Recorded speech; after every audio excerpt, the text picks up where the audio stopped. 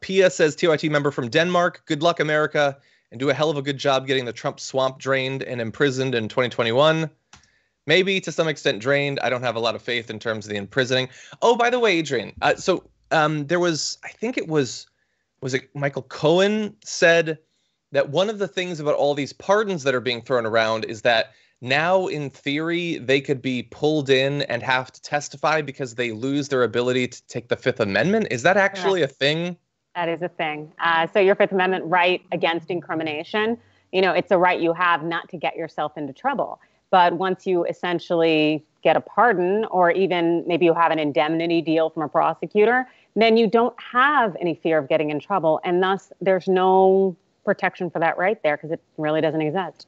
So, and I think that's in part why Flynn was not pardoned sooner, because he wanted to reduce the amount of time that possible, change of tune prosecutors could pull him in, because he doesn't have any kind of fear anymore. And that also kind of goes to the thought that this is why the pardons need to be kind of explicit.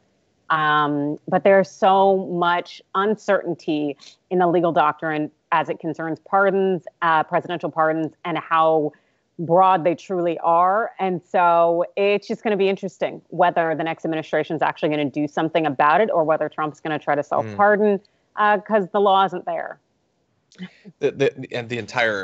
The pardoning is just crazy. I can't believe it. And not just that you can do it, but you can just do it and then just move on and do other stuff. You don't have to answer. It astounds me that we're able to do that. To your knowledge, I know this is really hard, especially on the spot, but have we had instances where presidents have pardoned individuals and then they've been brought in to testify with that, that protection removed? Not to my knowledge that I can recall. There have been very broad pardons, things that are like amnesty. And there is, again, a lot of power with it, but no one's really checked it that much. There was some intel there with Nixon and Ford, and that only went to the district court, the lowest level. So we didn't really get an appellate, something we can hold steadfast to. So again, there's just not much case law out there. And a lot of it is dicta, which means that it's not the issue the court was addressing, and therefore it doesn't have persuasive value. Yeah. Interesting. Okay, well, entering uncharted waters should be fun.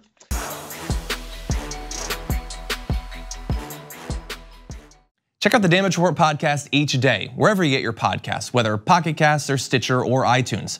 You can join me as I give you the news and stories you want, with a range of co-hosts and interview guests jumping in on the fun each day.